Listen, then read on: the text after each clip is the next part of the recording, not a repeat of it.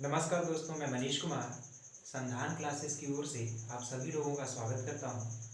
जैसा कि पिछले क्लास में हम लोगों ने प्रश्नावली 11A के बाद कंसेप्ट पूरा पढ़ लिया था बी में। दूसरे लेक्चर में आज हम 11 प्रश्नावली 11B से रिलेटेड जितने भी क्वेश्चन हैं सभी क्वेश्चन को सॉल्व करेंगे। तो देखिए, पहला क्वेश्चन क्या है। पॉइंट आपको गिवन है और इस पॉइंट से जाने वाला और इस वेक्टर के समांतर आपको वेक्टर निकालना है। तो दोनों फॉर्म निकालना है इसका कार्टेशियन फॉर्म यानी कार्तीय और सदिश दोनों रूप लिखना है, कार्तीय भी और सदिश भी। तो आइए हम लोग जानते हैं कि सदिश रूप कैसे लिखा जाता है। तो वेक्टर r बराबर vector a plus n times of vector b। Vector a कुछ और नहीं है, हम यहीं से लिख सकते हैं vector a equal 3i plus j और -5k। ये हुआ। तो अल्टीमेटली ये हमारा जो वेक्टर है वो वेक्टर होगा वेक्टर r बराबर वेक्टर a यानी 3i plus J -5k cap a plus n times of vector b यानी 2i minus 3j plus 6k cap. यही वेक्टर है। ये वेक्टर का ये रेखा का, ये लाइन का वेक्टर फॉर्म है। अब कार्टेशियन फॉर्म देखिए कैसे लिखेंगे। कार्तीय रूप कार्टेशियन फॉर्म, तो आप जानते हैं x माइनस माइनस वो पॉइंट तो 3 अपान अपान a। तो यहाँ से देखिए A B sorry vector B से यहाँ से आप देखिए इस वेक्टर का जो ए बी सी है तो a इक्वल 2 है, b इक्वल -3 है, c इक्वल 6 है। तो जो इस लाइन का डायरेक्शन रेशियो होगा वहीं इस वेक्टर का भी होगा। तो इसलिए x minus 3/2 equal y plus हो जाएगा 3 y माइनस -1 होगा बाई -3 इक्वल z प्लस 5 अपान 6। तो ये वैल्यू हुई कार्टेशियन फॉर्म में। इसी तरह देखिए नेक्स्ट क्वेश्चन भी है। एक पॉइंट गिवन है, तो पॉइंट है तो वेक्टर ए जो पोजीशन वेक्टर होगा 2i 3j प्लस 4k हुआ। और वेक्टर फॉर्म में जो इक्वेशन होगा r बराबर 2i plus 3j plus 4k a plus n times of vector b n and vector b जो है 3i plus 4j minus 5k है। ये टोटल वेक्टर हुआ। अब इसका अगर कार्टेशियन फॉर्म लिखना है तो देखिए हमें इसके पैरेलल लिखना है। अगर ये वाला वेक्टर जो है ये है और जो हमें फाइंड करना है ये वो वेक्टर अगर ये है, ये हमें वेक्टर फाइंड करना है तो दोनों के डायरेक्शन रेशियो सेम होंगे। तो डायरेक्शन रेशियो या फिर डायरेक्शन कोसाइन, तो डायरेक्शन रेशियो जो होगा इसका अगर देखिए a इक्वल 3 है, b इक्वल 4 है एंड c इक्वल -5 है। तो अल्टीमेटली x माइनस ये x1 y1 z1 है, जहाँ से पास कर रहा है सपोज ये है 2 3 4। तो x माइनस 2 अपान a की वैल्यू 3, y माइनस 3 अपान b 4 हुआ, z माइनस c यानी 4 अपान -5। तो ये वैल्यू हुई। तो इसको आप नोट करिए, फिर हम आगे देखते हैं।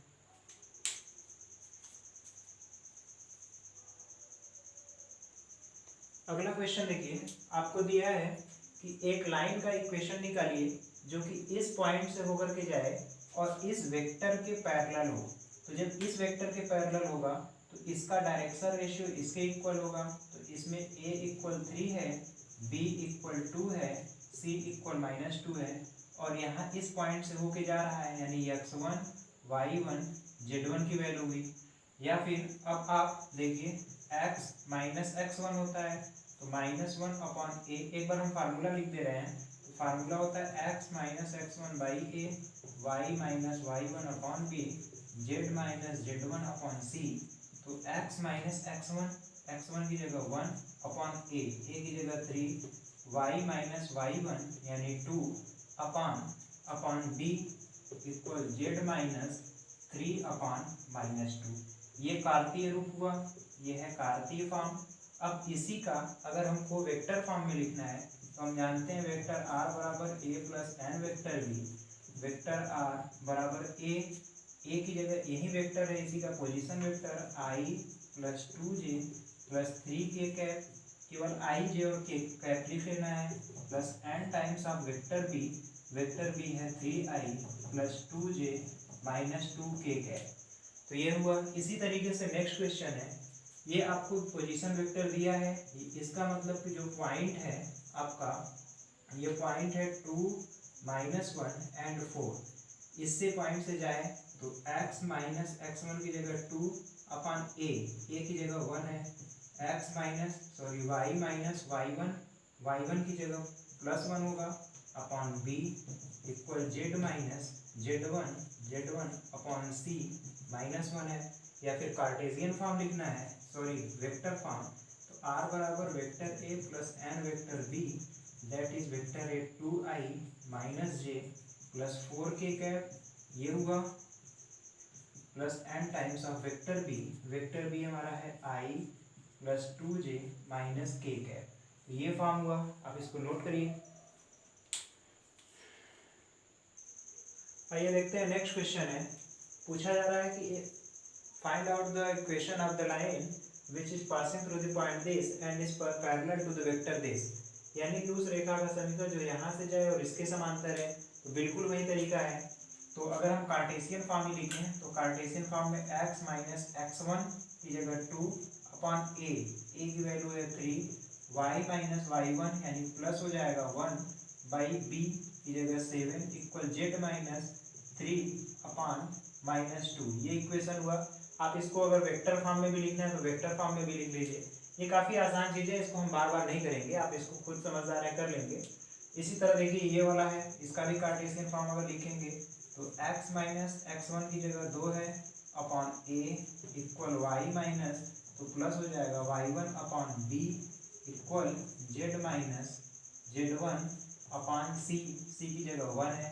तो इस तरीके से आप लिख सकते हैं। अगर इसका वेक्टर फॉर्म लिखना है तो वेक्टर r बराबर वेक्टर a, तो वेक्टर a होगा -2i minus j plus 3k cap, ये वेक्टर a हुआ, प्लस लैम्डा या n times of vector b यानी 2i minus 3j plus vector k cap. आपका आंसर किसी भी फॉर्म में हो सकता है कार्टेशियन फॉर्म हो या फिर वेक्टर फॉर्म हो, इससे परेशान होने की जरूरत नहीं। आप केवल प्रोसेस को देखिए, कंसेप्ट को समझिए, वही आपके लिए इंपॉर्टेंट है। नेक्स्ट क्वेश्चन देखिए, इस पॉइंट से जाए और यहाँ से पॉज करे, तो ये पॉइंट हमारा x1 y1 z1 है, ये गिवन है, तो हम जानते हैं x minus x1 upon a equal y minus y1 upon b equal z minus z1 upon c, ये फार्मूला होता है। और a b और c वही है जो कि पैरेलल लाइन का है। तो देखिए इसमें a की वैल्यू है 3, b की वैल्यू 5, c की वैल्यू 6 है, तो x माइनस x1 की जगह -2 अपॉन a की जगह 3 equal y minus 4 upon b की जगह 5, z प्लस 5 अपॉन c की जगह 6 है, ये इक्वेशन होगा।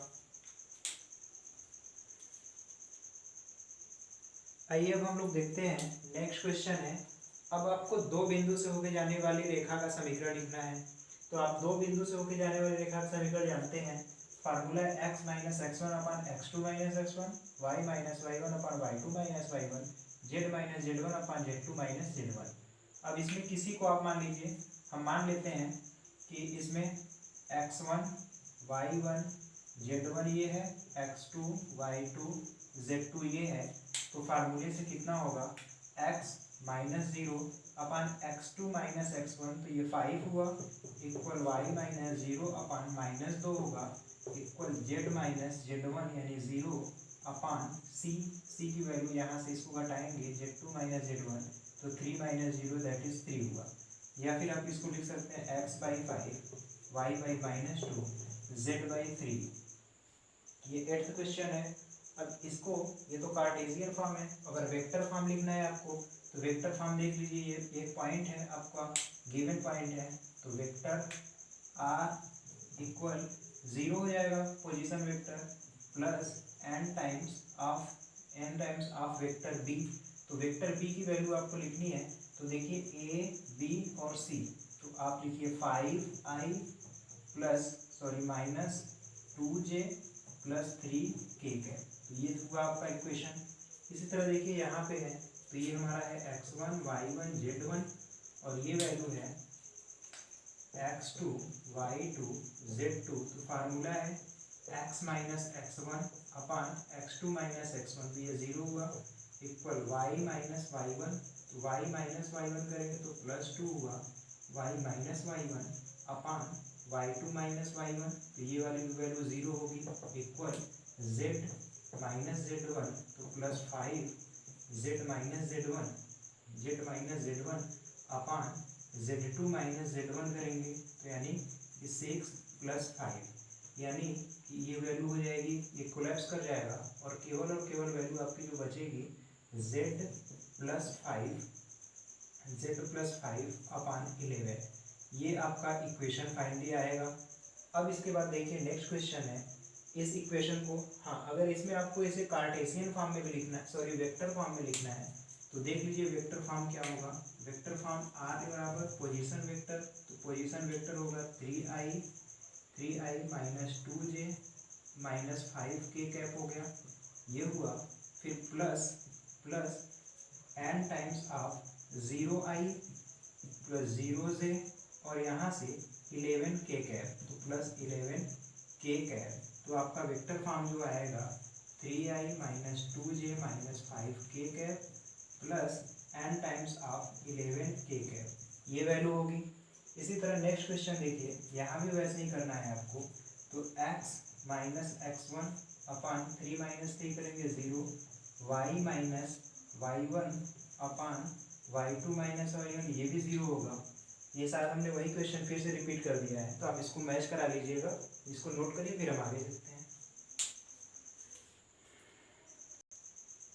देखिए नेक्स्ट क्वेश्चन, इन दो पॉइंट्स होके जाने वाला लाइन का इक्वेशन निकालना है, तो आप इसको मानिए x1 y1 z1 x2 y2 z2, तो फार्मूला होता है x माइनस x1 बाई ए की वैल्यू यहाँ से घटाएंगे 1 माइनस 2 करेंगे।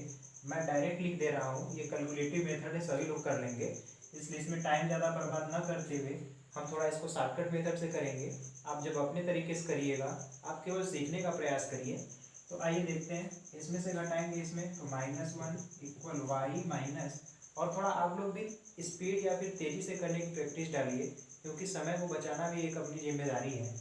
फिर इसके बाद देखिए y minus y1 y minus y2 minus y1, यानी -2 और -3, तो -5 हो गया, इक्वल z माइनस 4 अपान 3 माइनस 4, तो वैल्यू होगी -1। तो ये हो गया कार्टेशियन फॉर्म। अब आप इसको वेक्टर फॉर्म में अपने हिसाब से लिख लीजिएगा। देखते हैं इन दोनों पॉइंट के बीच, तो x माइनस x1 हुआ तो +2 upon this minus this 0, y minus 1 upon this minus this 0, equal z minus 3 upon 4 minus 3 equal 1, ये हुआ। इसी तरह यहाँ पे देखिए x minus 1 upon -1 and -1 -2, y minus plus हो जाएगा 2 अपान 4 माइनस 2 प्लस 6 हो गया, इक्वल z माइनस 4 अपान 5 माइनस 4 करेंगे, ये वैल्यू 1 होगी। इसको नोट करिए, फिर हम देखते हैं आगे। आइए नेक्स्ट क्वेश्चन देखते हैं। तो यहाँ पर भी ये x1 y1 z1 है, x2 y2 z2 है, तो x माइनस x1 तो +3, x minus x1 upon this minus this करेंगे तो 4 हो गया, इक्वल y माइनस y1 यानी y माइनस 0 -5, ये -5 इक्वल z माइनस 1 अपान 0 माइनस 1 हुआ, ये हो गया। अब इसको वेक्टर फॉर्म में लिख लीजिएगा। आइए इसका वेक्टर फॉर्म भी लिख देते हैं। तो वेक्टर r बराबर एक पोजीशन वेक्टर हुआ, यानी 3i 0k plus minus k cap, ये हुआ, plus n times of vector a यानी 4i minus 5j minus k cap, तो ये वेक्टर फॉर्म भी हो गया। तो आप इसको आसानी से लिखना और कन्वर्ट करना सीख लीजिए, ये कंसेप्चुअल चीज़ है। इसी तरह इसमें भी, तो x माइनस 0 अपान -1 होगा, equal y plus 1 upon 4 minus 1 that is 5, and z minus 2 अपान 3 में से 2 जाएगा 1 होगा। तो ये वेक्टर हुआ, नोट करिए।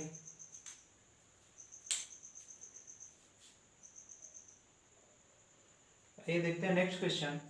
आपको यहाँ पर ये कार्टेशियन फॉर्म है, इसको वेक्टर फॉर्म में लिखना है। तो आसान तरीका है वेक्टर फॉर्म लिखना। वेक्टर आर बराबर vector A plus N vector B होता है। तो vector R equal vector A जो है पोजीशन का ही होगा। तो यहाँ पे थोड़ा सा ध्यान देना है, यहाँ पे सिंबल चेंज होते हैं। तो यहाँ पे वेक्टर ए जो होगा -2, शायद हमने पिछले एक क्वेश्चन में उल्टा गड़बड़ कर दिया है। आप यहाँ ध्यान रखिए, ये वाला चेंज सिंबल चेंज होकर के यहाँ लिखा जाता है। हमने पीछे साथ गड़बड़ किया हुआ है, आप उसको ध्यान रखिएगा। देखिए यहाँ पर क्या होगा, ये 2 है तो यहाँ -2 का 2 होगा, 2i -3j और यहाँ पर प्लस 4k कैप हुआ plus vector B N times.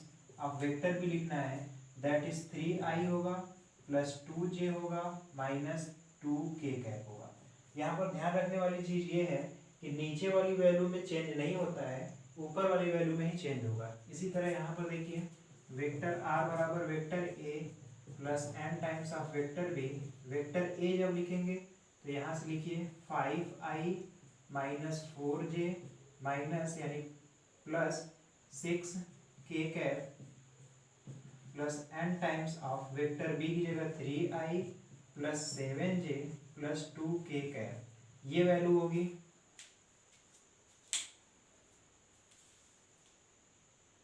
देखिए नेक्स्ट क्वेश्चन, 13th क्वेश्चन कह रहा है कि यहाँ पर 3 रेखाएं हैं। पहली रेखा का L1 M1 N1 ये है, दूसरी रेखा का L1 L2 M2 N2 यानी LMN ये है, और तीसरी रेखा का LMN ये है। आपको ये दिखाना है कि तीनों रेखाएं एक दूसरे के लंबवत हैं।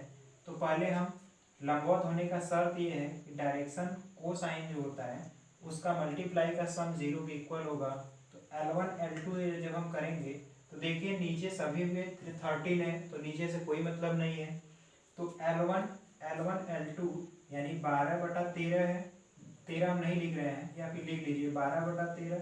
L2 जो है 4/13 हुआ, फिर प्लस M1 M2 तो -3/13 गुणे 12/13 ये हुआ, प्लस इसका मल्टीप्लाई करेंगे -4/13 गुणे 3/13। आप यहाँ पर देखेंगे 12 जम 48 होगा, 48 हुआ, और यहाँ पर -36 होगा और -12 अल्टीमेटली 0 हुआ। इसी तरीके से L2 L3 का देखते हैं, L2 L3 plus M2 M3 plus N2 N3। तो यहाँ पर देखिए 4 3 12 होगा, हम केवल ऊपर का वैल्यू लिख रहे हैं। 12 चम -48 हुआ और 12 3 36 प्लस में होगा, ये भी इक्वल 0 हुआ। अब फर्स्ट और लास्ट देखते हैं, यानी L1 L3 M1 M3 plus N1 N3 ये वैल्यू देखते हैं।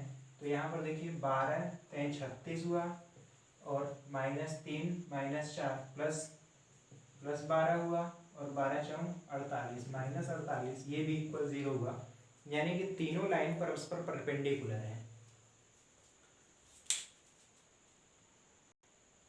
देखिए नेक्स्ट क्वेश्चन क्या है, कहा जा रहा है प्रूफ करिए कि एक लाइन जो इन दोनों पॉइंट से होके जाती है और इन दोनों पॉइंट से होके जाती है, ये दोनों परस्पर परपेंडिकुलर है।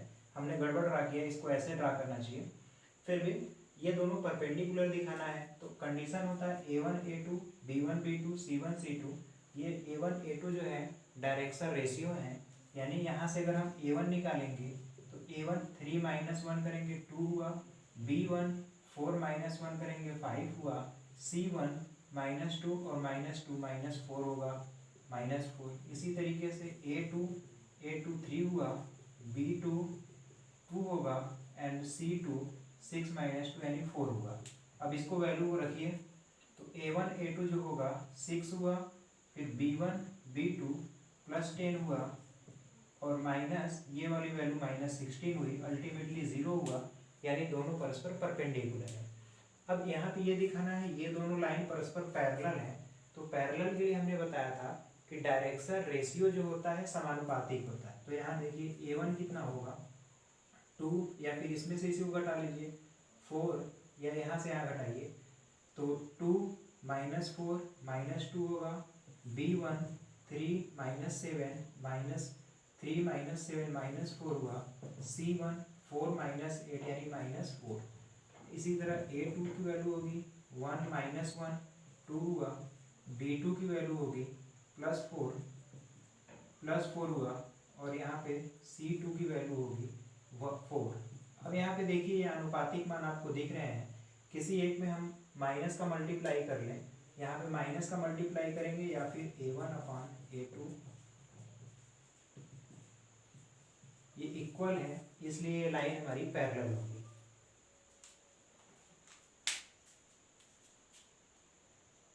देखिए नेक्स्ट क्वेश्चन क्या है, आपसे पूछा गया है, वही पुराना क्वेश्चन है कि उसका इक्वेशन निकालिए जो इस पॉइंट से जाए और इसके समांतर है। तो इस पॉइंट से जाने वाला ये इक्वेशन हुआ, ए बी और सी की नीचे वाली वैल्यू सेम होगी और ऊपर वाली वैल्यू सिंबल चेंज हो जाएगा। उसी तरीके से इसमें भी है, 2 पॉइंट्स है x1 y1 z1 x2 y2 z2, इसको हमने सॉल्व किया, इसको नोट करिए फिर आगे चलते हैं। देखिए नेक्स्ट क्वेश्चन क्या है, ये दो वेक्टर दिए हैं और इनके बीच का एंगल निकालना है। तो एंगल का फार्मूला होता है L1 L2 M1 M2 N1 N2 = 0। तो इसमें ये तो पोजीशन वेक्टर है, इससे कोई मतलब नहीं, हमारा ए बी और सी यहाँ पर है। अगर हम यहाँ से ध्यान से देखें तो A1 जो होगा यहाँ से 1 होगा, A1 B1 जो होगा -1, C1 जो होगा वो 3 है। तो आपको ए बी सी पता है, तो L1 जो होगा L1 बराबर 1/√1 का स्क्वायर प्लस 1 का स्क्वायर प्लस 3 का स्क्वायर, यानी कि 1/√11 L1 हुआ। इसी तरह से M1 जो होगा -1/√11 एंड N1 जो होगा 3/√11। L M N की वैल्यू निकल गई। इसी तरह 2 का निकालते हैं, तो A2 जो होगा 2 B2 -1 एंड C2 की वैल्यू 2 है। अब देखिए L2 जो होगा L2 बराबर 2/√2 का स्क्वायर प्लस -1 का स्क्वायर प्लस 4, तो ये होगा 3 यानी 2/3। L2 की वैल्यू हो गई, तो M2 जो होगा M2 -1/3 N2 2/3। हमने सभी वैल्यू निकाल ली, अब सभी वैल्यू उठा करके यहाँ रखिए। तो L1 की वैल्यू जो है -1/√11 इंटू L2, थोड़ा सा एक बार चेक कर लीजिए ये सही है, 1 -1 और ये 3 है, तो 1 1 और 3 9 9 1 10 11 सही है। L1 हुआ, L2 की वैल्यू है 2/3 प्लस M1 की वैल्यू है -1/√11 गुणे M2 की वैल्यू है -1/3 M1 M2 plus N1 N1 की वैल्यू देखिए 3/11 गुणे N2 की वैल्यू 2/3। तो अब यहाँ से देखिए ये वाला वैल्यू कैंसिल होगा और ये हुआ, ये वाली वैल्यू आप कैंसिल मत करिए, इसको ये 3 रहने देते हैं, तो ये हुआ -2/3√11, ये होगा प्लस 1/3√11 और ये होगा 6/3√11, ये प्लस है। अब अल्टीमेटली वैल्यू देखिए, 6 एक 7 में से 2 गया 5 होगा, 6 में से 7 में से 2 जाएगा 5/3√11। cos थीटा इक्वल हुआ, तो थीटा इक्वल हम लिख सकते हैं cos इनवर्स 5/3√11। इसी तरीके से नेक्स्ट क्वेश्चन ये है, इसमें भी देख लीजिए, इसमें भी हम देखेंगे A1 की वैल्यू 3 है, B1 2 है, C1 -6 है, तो L1 जो होगा 3/√9 plus 4 plus 36 that is 3/7 L1 हुआ। M1 जो होगा 2/7, N1 जो होगा -6/7। इसी तरीके से A2 देखिए 1 है, B2 -2 है, C2 -2 है, तो L2 जो होगा 1/√1 का स्क्वायर 4 और 4, ये 3 होगा 1/3 L2 M2 -2/3 एंड N2 -2/3, ये वैल्यू हुआ। हम मल्टीप्लाई कर लेते हैं, तो L1 L2 यानी 3/7 into L2 1/3 plus m1 m2 2/7 into -2/3 plus N this n1 n2 -6/7 into -2/3। तो अल्टीमेटली वैल्यू होगा 3/27 21 और -4/21 और ये प्लस 12/21। तो देखिए 12 3 15 में से 1 गया, 15 में से 4 जाएगा तो 11/21। तो थीटा बराबर कॉस इनवर्स 11/21। अब इसको नोट करिए, इसका प्रोसेस यही है। इसमें देखिए एंगल इस पर डिपेंड नहीं करेगा, केवल ए बी और सी यहीं पर है, तो इसी से आपकी वैल्यू निकल कर के आएगी, इसी से LMN निकल करके आएगा। आप इसको नोट करिए, फिर हम आगे चलते हैं। नेक्स्ट क्वेश्चन भी देखिए वैसा ही है। इसमें भी दो वेक्टर दिया है, इनके बीच का एंगल निकालना है आपको। तो इन दोनों वेक्टर के बीच का एंगल निकालना है। तो A1 B1 और C1, A1 हुआ B1 हुआ C1 और A2 B2 C2, ये हमने वैल्यू लिख लिया। अब A B C पता है तो डायरेक्शन कोसाइन होता है L बराबर A/√दिस, ये वैल्यू हमने निकाल ली। इसी तरह A2 B2 और C2 से L2 M2 N2 निकाला और cos थीटा बराबर L1 L2 M1 M2 N1 N2 होता है, तो ये वैल्यू अल्टीमेटली इतना हुआ। इसी तरह नेक्स्ट क्वेश्चन है, यहाँ पर भी A1 B1 C1 हमने ये वैल्यू लिखा, इससे L1 M1 N1 निकाल लिया और इसके बाद A2 B2 और C2 है, तो A2 B2 और C2 की ये वैल्यू लिखा और यहाँ से फिर L2 M2 और N2 हुआ, फिर cos थीटा का फार्मूला लगाया और अल्टीमेटली वैल्यू आई 8/5 कर डी में 3। तो यहाँ आप लिख सकते हैं theta equal cos inverse, theta equal cos inverse 8/5√3। तो ये वैल्यू होगी। इसको नोट करिए, आपका प्रोसेस यही होना चाहिए, बिल्कुल इसी तरह स्टेप बाय स्टेप करते हुए चलिए, कोई प्रॉब्लम नहीं आएगी। प्लीज इसको नोट करिए, फिर आगे चलते हैं।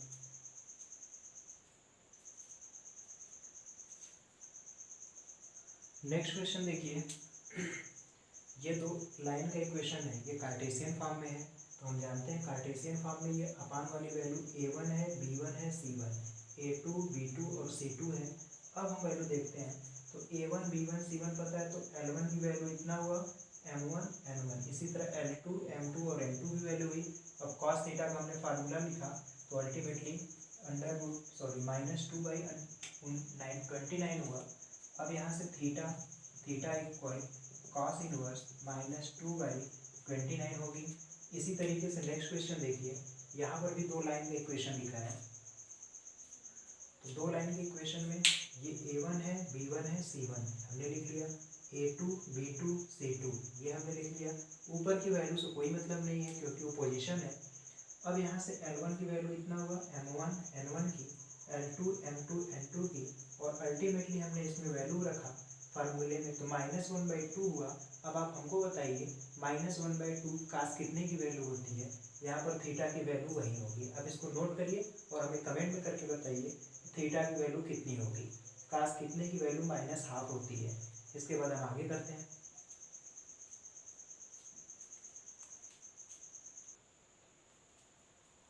नेक्स्ट क्वेश्चन देखिए, इसमें भी दो लाइन दिया हुआ है, इनके बीच का एंगल निकालना है। तो कार्टेशियन फॉर्म में है, तो A1 B1 C1 A2 B2 C2 है। अब हमने यहाँ से L1 M1 M1 N1 निकाला, L2 M2 N2 की वैल्यू होगी और अल्टीमेटली फाइनल वैल्यू 26/9√3 है। तो यहाँ से अगर हम थीटा निकालेंगे तो थीटा बराबर होगा, थीटा बराबर कॉस इनवर्स 26/9√3, ये वैल्यू हुई। इसी तरह से दूसरी लाइन है, तो इसका भी A1 B1 C1 ये हुआ, A2 B2 C2 ये हुआ। इस तरह से L1 की वैल्यू M1 N1 इतना होगा, L2 M2 N2 होगा और अल्टीमेटली हमने वैल्यू निकाली तो 2/3 हुआ। यानी थीटा, यहाँ से थीटा इक्वल कॉस इनवर्स 2/3 होगा, ये वैल्यू होगी। हमने इसमें सिंपलेस्ट फॉर्म को यूज किया है। ये कंसेप्ट का तरीका है, कंसेप्ट की मेहनत है, जो इतने आसानी से ये क्वेश्चन हो जा रहा है। तो आप इसको नोट करिए, फिर हम आगे चलते हैं।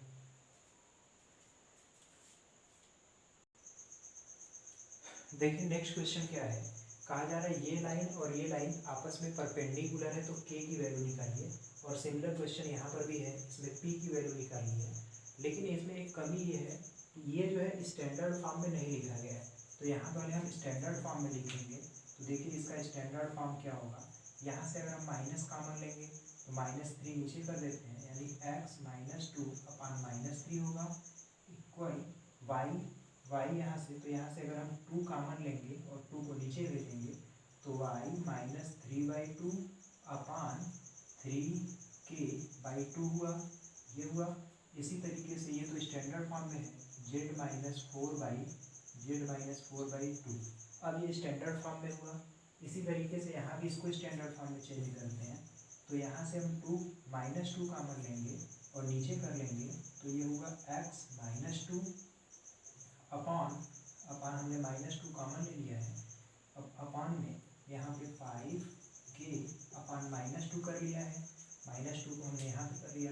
इसी तरीके से यहाँ पे y + 4/2 है इक्वल, यहाँ -1 कॉमन लेंगे तो z -5 अपान -4 हुआ। यहाँ पे भी देख लीजिए, हमने पहले 2 कॉमन लिया और 2 को नीचे कर लिया तो 1 - x होगा, यहाँ पर 1 हो जाएगा, फिर माइनस कॉमन ले लिया तो ये। अब ये दोनों परपेंडिकुलर हैं तो a1 for perpendicular a1 a2 equal 0 होता है। तो देखिए ये a1 है, a2 है, सॉरी a1 है, b1 है, c1 है, a2 b2 c2। तो देखिए a1 -3 a2 की जगह है 5k अपान -2 प्लस b1 की जगह ये b1 है 3k/2, b2 की जगह 2 है प्लस c1 की जगह 2 है इंटू c2 की जगह -4 है इक्वल 0 होगा। तो देखिए ये 2 से 2 कैंसिल हुआ और यहाँ माइनस से माइनस कैंसिल हुआ, 5 3 बचे, 15k/2 प्लस 3k और ये उस साइड होगा तो ये 8 हो गया। अब देखिए 15k 3 दूना 6k 15 6 21 k/2 और 8, ये 8 दूना 16 हो गया, 16। तो k की जो वैल्यू होगी 16/21 हुआ। इसी तरीके से यहाँ भी करते हैं, देखिए इसको स्टैंडर्ड फॉर्म में चेंज करेंगे तो स्टैंडर्ड फॉर्म में यहाँ लिख रहे हैं तो माइनस कॉमन लेंगे तो x -1 अपान -7, यहाँ से हम कॉमन लेते हैं 7 तो 7 कॉमन लेंगे तो y -2 अपान 2p/7 हुआ इक्वल, यहाँ वैसे ही स्टैंडर्ड फॉर्म में है z -3/2, इसमें भी स्टैंडर्ड फॉर्म में इसको चेंज करते हैं। तो देखिए यहाँ -7 कॉमन लेंगे और उसको नीचे करेंगे तो x -1 होगा अपान 3p अपान -7 हुआ इक्वल, यहाँ से भी y -5 अपान 1 इक्वल, माइनस कॉमन लेंगे तो z- ये वैल्यू हुई। अब देखिए ये हमारा a1 हुआ, ये a2 हुआ, सॉरी a1 b1 और ये हमारा c1 है a2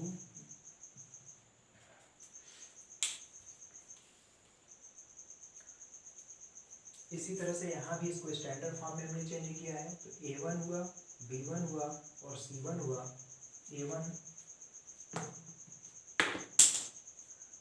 a1 की वैल्यू होगी ये है, b1 ये हुआ, c1 है एंड a2 b2 और c2 इसकी वैल्यू हुई तो हमने मल्टीप्लाई किया तो अंततः p की वैल्यू आई -17/11। इसको नोट करिए फिर हम आगे देखते हैं। नेक्स्ट क्वेश्चन देखिए, इसमें पूछा गया है कि दो लाइन है ये और ये, आपको दिखाना है कि परपेंडिकुलर है।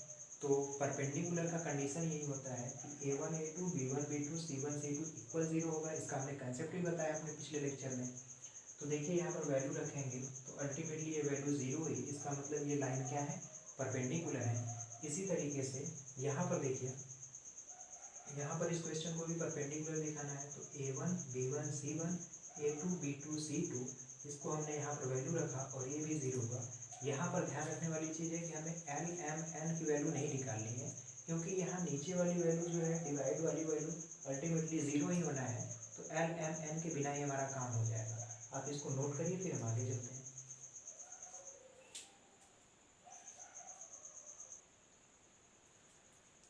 नेक्स्ट क्वेश्चन देखिए, हमने 26 पहले किया हुआ है। आपको हमने इसका मेथड बताया था, ये दो लाइन है, इनके चीज़ का आपको शार्टेस्ट डिस्टेंस मेजर करना है।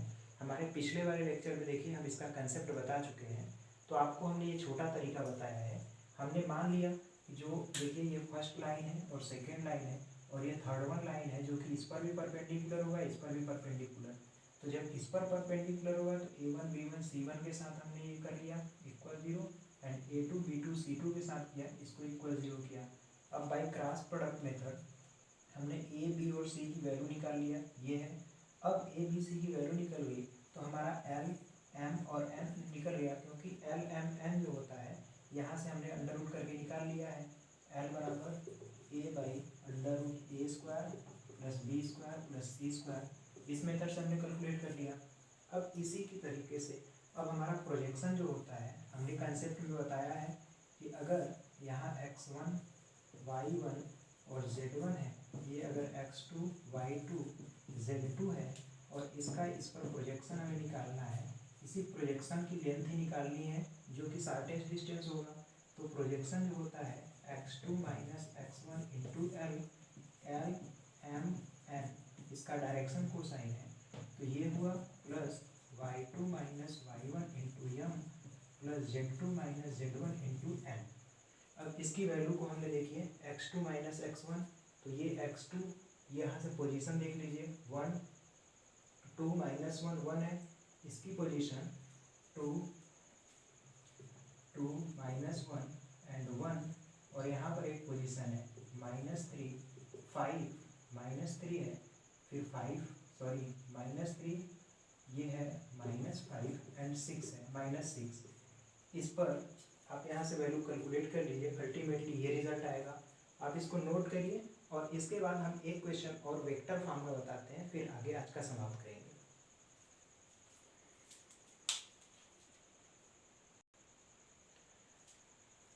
देखिए इस क्वेश्चन को भी हम सॉल्व करते हैं। 25वां का दूसरा, ये एक क्वेश्चन हम वेक्टर फॉर्म का बताएंगे, बाकी सब अपने से करिएगा। देखिए आर इक्वल गिवन है, ये है, तो इसमें A1 B1 C1 A2 B2 C2, इसकी वैल्यू हमने लिख लिया। अब जानते हैं कि ये दोनों जो है थर्ड वन से हमने कंसेप्ट में बताया है, तीसरे वेक्टर इससे इसका ABC डायरेक्शन रेशियो है, ये वाला दोनों 90 डिग्री पर हैं, तो फर्स्ट के साथ परपेंडिकुलर करके हमने किया A1 B1 A1 A2 B1 B2 C1 C2 equal 0। इसी तरह दूसरे वाले के साथ किया, इसको भी 0 के इक्वल, और फिर वज्र गुणन विधि से हमने A1 A2 A3 निकाल लिया। अब ये डायरेक्शन रेशियो है, तो इसका L M N की वैल्यू हमने निकाल ली। अब यहाँ इस वेक्टर से देखिए पोजीशन पॉइंट लिखना है, तो पोजीशन वेक्टर जब कार्टेशियन से वेक्टर में लिखा जाता है तो माइनस होता है, तो इसलिए ये सभी वैल्यू माइनस टाइम्स में हमने लिख लिया। अब हमने प्रोजेक्शन पिछले कंसेप्ट में भी बताया था, पिछले क्वेश्चन में, कि projection x2 minus x1 l y2 minus y1 m z2 minus z1 n, इसको हमने सॉल्व किया तो 3/√19 आया। अब इसको नोट करिए, फिर हम आगे देखते हैं।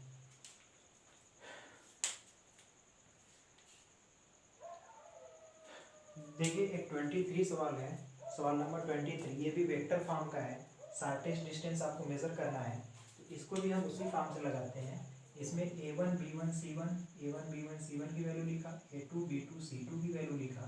इसके बाद ये दोनों जो लाइन है ये परपेंडिकुलर शार्टेस्ट डिस्टेंस की लाइन, यहाँ भी 90 डिग्री, यहाँ भी 90 डिग्री का कोण बना रहा है, तो इससे ये वाली कंडीशन परपेंडिकुलर के लिए A1 B1 sorry A1 A2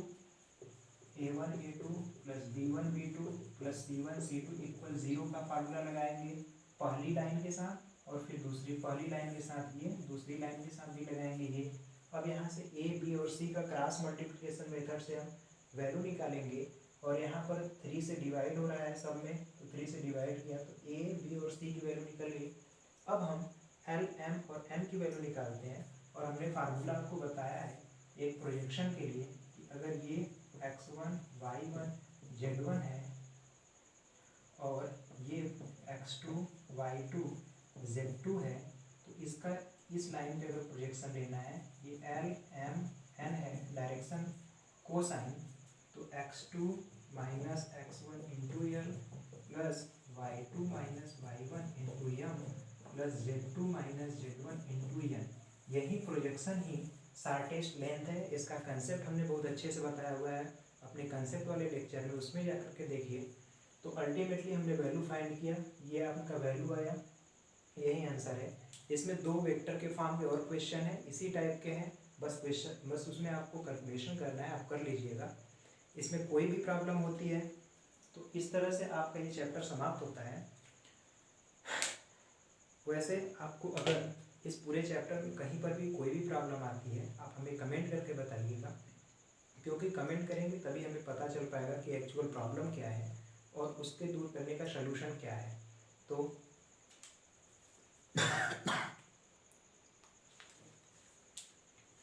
एक चीज़ और कहना चाहेंगे कि ऐसा हो सकता है कि इस चैप्टर को पढ़ाते समय हमने कई जगह पर शुरू में ही एक बार ये जो वेक्टर से कार्टेशियन और कार्टेशियन से वेक्टर फॉर्म में चेंज करना था, तो ये पोजीशन वाली वैल्यू को आप जानते हैं हमेशा इंटरचेंज हो जाती है। यानी अगर ये वेक्टर है, इससे कार्टेशियन में ले जाएंगे तो पोजीशन जो है -1 -2 -1 होगा। हमने कहीं लिखा भी है इसको, देखिए -2 -1 हो रहा है, और ये भी अल्टरनेट चेंज हो जाता है, यानी कि ये -2 + 1 + 1 होगा, -2 + 1 + 1। कहीं पर हो सकता है हमसे गलती हुआ हो, एक आध बार हमें याद आ रहा है, लेकिन आप उसको अपने से करेक्ट कर लीजिएगा। ऐसी गलती हो सकती है कि हो जाए, लेकिन आप उसको ध्यान में रखिएगा। वैसे आज का आपका हमारा साथ देने के लिए बहुत बहुत धन्यवाद। इसमें जो भी कमियां हैं आप हमें कमेंट करके बताइए, उससे हम दूर करने की कोशिश करेंगे और इसे ज़्यादा से ज़्यादा लोगों तक पहुंचाइए, जिससे ये सब कंसेप्ट डेवलप हो सकें, क्योंकि ये हायर स्टडी में या आगे की पढ़ाई में आपके लिए काफ़ी आसान और काफ़ी मददगार साबित होगी। इससे आपके माइंड का जो थिंकिंग पावर है वो डेवलप होता है, इसलिए हम इस सब कंसेप्ट को आपको समझाने की कोशिश कर रहे हैं। नहीं, वैसे आपकी बुक में भी फार्मूले हैं, फार्मूले पर आप क्वेश्चन को रखेंगे, डायरेक्ट आंसर आएगा, लेकिन उससे आपको उतनी सीख नहीं मिल पाएगी जितनी बढ़नी चाहिए। इसलिए आपसे निवेदन है कि आप इन सब चीज़ों को फॉलो करिए और ज़्यादा से ज़्यादा लोगों तक इसे पहुँचाइए, जिससे वो लोग भी इससे लाभान्वित हो सकें। आपका एक बार फिर से हमारा साथ देने के लिए बहुत बहुत धन्यवाद। जय हिंद।